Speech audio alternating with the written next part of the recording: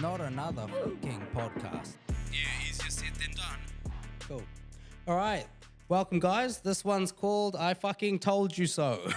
Here on Easier Said Than Done with myself. And this is Karl. And Karl is a seminar attendee from January. Yeah. So you came to the deal sourcing seminar. Yep. How did you find that? Awesome. It was really good. It was really good. It was what I needed to get to the trigger pulling stage. And there's only so much you can learn online. But then, it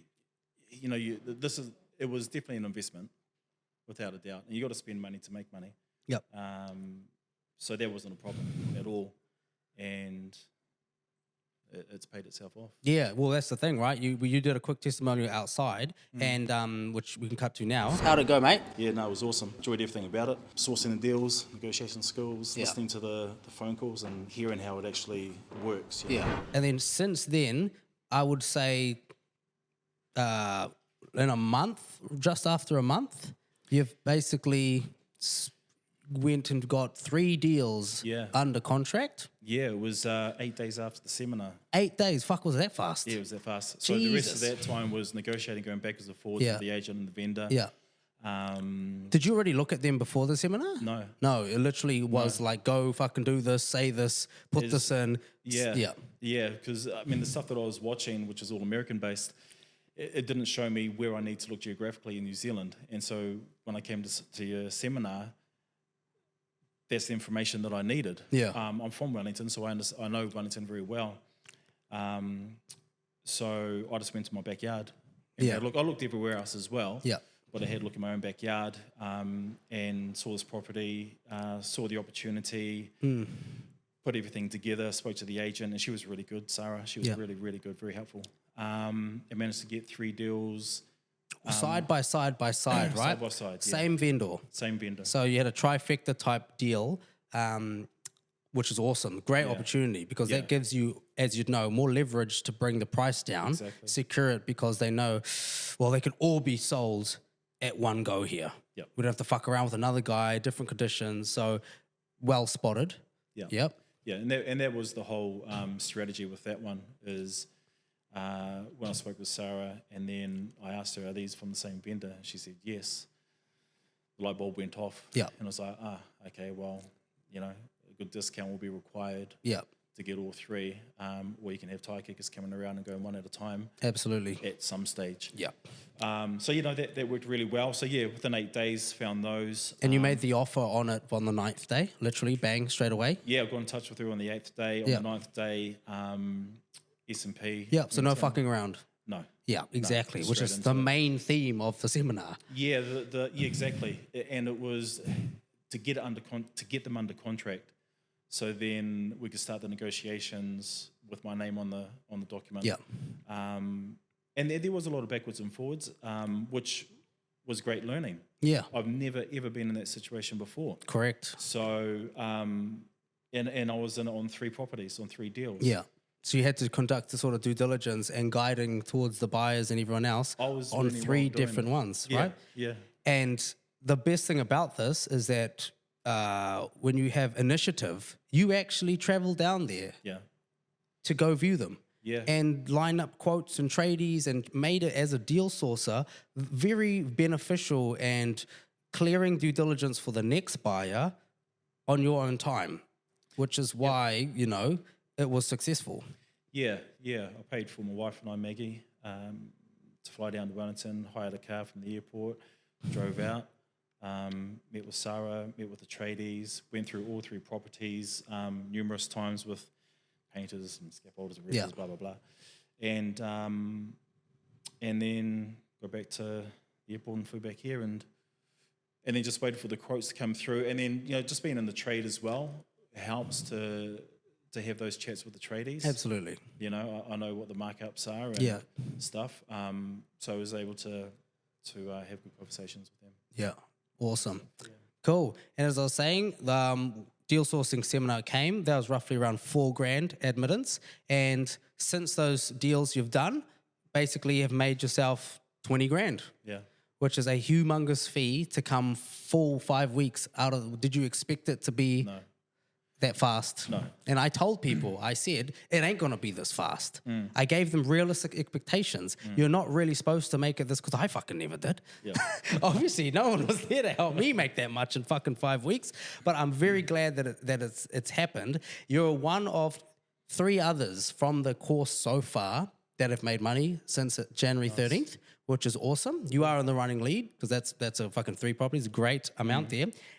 So well worth the investment, what you've learned, and that's not all, right? You're already looking for the next deals. Yeah, so I should find out about another 5 deals this weekend. There are another 2 on the table. Again, the way you found those certain 3 deals, and the thing is, as I said to all the deal sources, the best type of deals are the ones that you would like to keep yourself, right?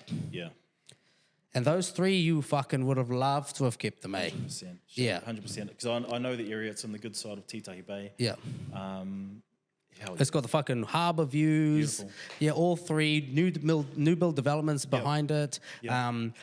Yeah, not good comparables. Yep. So the next buyers that took it on, they were roughly 300K behind a comparable sale 2 doors up. Yeah. That just sold after a reno. Yeah. So normally when I talk about flips and everything, I like to talk about like at least 150K spread between purchase price and sale price, depending on the reno amount. They're sitting at like a 250K minimum spread. So they're very happy to take on the deals. And their projected profits from the numbers that we have done is sitting at just touching 6 figures, like 90 to 110 if it's done. Yeah. So when you found deals like that, obviously they have to take on the settlement, the reno, the risk. You just made your fee and move on to the next deal, which is what deal sourcing's about when you can't buy yourself, but at least you've got an option. Yeah. So you can feel happy and sort of proud to pass on a deal like that to other people, right? Yeah, definitely. And the whole, like, it's a whole journey. I mean, obviously I want to get to the stage where the renovations, I'm on that side, you know, getting the bigger coin payment, but it's just all learning, and it's a stepping stone to get to phase number 2. And being able to find the deals, being able to learn more about finding deals in geographical areas as well. Then the thought is, well, if I can find the good deals and I've got the finance to renovate it myself, then I could possibly look at holding it and it Doing it yourself. Well, that's eventually the deal, right? 12%, That's the goal. And I told everyone at the deal sourcing seminar, I said, and you remember this, I said, you guys will go out there and find deals and learn and make your 5 to 10K per deal or whatever, right? But the whole goal is to take the knowledge to then go and make way more than that. By actually doing it yourself. Yeah. But everyone has to start somewhere. Yeah. So if you're a fucking broke person watching this having doubts, there is no excuses. You basically learn how to find deals, get them under contract, join a network of people. Don't be a lazy asshole. And people will help you make money, which is what my seminar and brand's all about, right? Yeah. But people sit there and be like, oh, I've seen him talk about 6 fucking seminars now since January. I'm still on the fence. Now I'll come. And this seminar on April 13th is only $1,000 compared to the deal sourcing one. But the deal sourcing one obviously had the 7 weeks of coaching afterwards, which was also good and gives the support. Yeah. Yeah. So, and the other thing about it is being trained on how to use Investorpro well. Yeah. Yeah, that's real handy. That's really good. Like when you, as the quotes coming in, then you can update the numbers, which automatically give you the margins. It gives you everything. It's bloody good. And you instantly shared them all with me. Yeah. I could see them, upload the quotes. I can go into the assets column. I can see all the photos, S&Ps, tradies quotes. Makes it easier to share the deals with other buyers, other JV partners, and utilizing that on the go. It's on your phone. It'll be on your desktop. Yeah. Yeah. Yeah. Yeah, definitely. It's real handy. It's very handy. So that was a great win. And you are the type of person that took action. And I don't know, there might be a correlation between people that actually put themselves out in public knowledge, like testimonials, right? You're one of the 2 people that did that, right?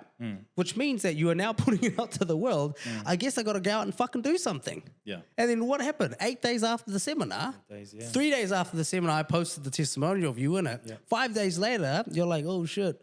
And then shit happened. Yeah. So it's that thing of putting yourself out there, but other people be like, oh, nah, gee, I'm not going to do that. And then no one holds you accountable, not even yourself. So that is why whenever I had the opportunity to get on camera and talk to anyone, it's like, I'm fucking doing it. Yep. It's the biggest motivation to get out there and make sure you follow through with results. Yeah, and you've got to put the time in. It's a lot of time, you know. You have to do the reps to learn. You got to call the agents. Yeah. You have to learn how. There's a conversation that you have with agents that has to be in a particular way. You know, you're not talking about how to bake a cake. You're talking about how to get a deal at a price that financially makes sense for you or for the end buyer. Yep. So understand how to crunch numbers, basically reverse engineering. You know, what could it be? Okay, reverse engineer from that. What does it need to be? Home, when I'm at home, cooking dinner. In the weekends, you know, I'm waking up at 2:30 in the morning. I'm finding deals throughout New Zealand. You know, that last one's like, what the fuck? It's like I'll do all of that shit, but 2:30 a.m., bro. Yeah, yeah. You know, and how I got that was, I mean, I'd normally wake up at 3:30 and I watched an interview with Kobe Bryant. And oh, nice. With who? Patrick Bet-David? Yeah. Yeah. Yeah. And he was talking about how he wasn't the best basketball player, but he had I know most that one. of this. Yeah. So instead of waking up at 3 o'clock, he was waking up at 2 o'clock to get an extra hour. And I thought, Correct. shit. Times 5, that's 5 hours. Times 4, that's 20 on the competition. Yeah. It's just simple math, you were saying, you know? Yeah. Yeah. And that includes the weekends. I don't go out. My going out is opening up the laptop and finding deals. I don't party. Maniac. I don't go out. I'm obsessed. Yeah, and that's fucking awesome. I think you have to have an obsession with this for it to work for you, because Absolutely. it does require looking, calling up the agent, and then having that patience to go through that negotiation time frame to secure a deal. And another thing about that is that, like, when you are obsessed about it and you have certain qualities where you can talk like what you've been up to, I do it at 2 a.m. I fucking call the agents whenever I can. Another biggest slingshot of success and the cheat code is other people's money, right? Yeah. Now, when you are someone like that in the room and people can smell it on you, like that you're fucking ambitious and your drive, but they have cash, bro, they're gonna throw it at you one day. Guaranteed. Yeah. It's literally what happens. Yeah. So you're like, oh, I've done all this and I still haven't found that. I've done it to the point where I've missed out on this deal because I didn't have enough capital. Then one day, someone's gonna be like, bro, I've got 400K, they're sitting there in a revolving credit at 8.5%. Surely you can find a deal that'll offset that and then the profits will pay that back. Should we do something together? Because you've clearly shown me that you're the guy to do this with. That's what will actually happen. Yeah. And you're fucking 6 weeks in. Yeah. So you keep that up, guaranteed, because that's what happened to me. Yeah. So you have to always think that it's not just to get the instant singular direction results. It's when it starts tangenting out to everyone else. And there's going to be people here that's going to watch this and they're going to see on the testimonial. And I also told him to come to my seminar in April 13th. And then this is just connecting, networking with other people, right? Yeah. That's the cheat code, other people's money. Yeah. Because they're the ones that are actually not as time poor as you, but probably just as time poor, but you've figured out ways to get shit done anyway. Yeah. They're the time poor people that said, I can't be fucked. But I'll pay. Yeah. I'll pay him. I'll pay for everything. Yeah. You do all the work, bro, because I'm fucking knees under the desk for 8 hours a day, but I'm keen to work with you. That's what will happen. Yeah. Yeah. And that's definitely a goal as well. And yeah, man, I just love everything about property. And obviously you used to follow a lot of people from America and how they do their stuff, and then you needed someone to actually talk about how it's done in New Zealand. Yeah. So, you know, Grant Cardone, Pace Morby, Ed Norton, Ken McElroy, all of these guys I religiously watch. And the only reason why was because I couldn't find anyone at that time in New Zealand that I could follow, and then I came across you. Yeah. And like I've said a couple of times, trigger pulling. I needed that final part of the puzzle to put action in. Yeah. And I was trying to find it online and I couldn't find it, and everything was American market and we're different over here. And that seminar just It's funny, people just need some fucking Indian dude to get on camera and start yelling at them. And they're like, oh. Yeah, oh, it's fucked. Well, that's a great thing. 4K investment, 20K deal sourcing already, 5 deals on the go. If you've got 5, chances are with the way you've done due diligence and the numbers, one of them's probably going to hit, you know, which is awesome. On to the next one. Continue to network with others. Continue to learn my content especially. And yeah, start talking, putting yourself out there that you are a property investor, you are a deal sourcer. Because at the same time, as I said, if you're trying to get the cheat code of other people's money, for them to smell that you are, you have to be vocal about it. You have to be vocal, because then they're going to be like, oh. And as I said, you have to get the nose out of the way first, because it plants the seeds when they're going to be like, tell you to get fucked. And then after 3 months, 6 months, when they see you didn't quit or stop, that's when they're going to come back around fucking October when the interest rates are really hard. And they're going to be like, fuck, it'd be nice to make a little bit more cash here and there. Isn't Karl doing flips? Isn't Karl finding deals? We should talk to him. Didn't he say that? And you told him get fucked? Yeah, well, now look who's coming back. So you need to plant those seeds as fast as you can. Sure. Cool. Yep. Awesome. Excellent. Good stuff.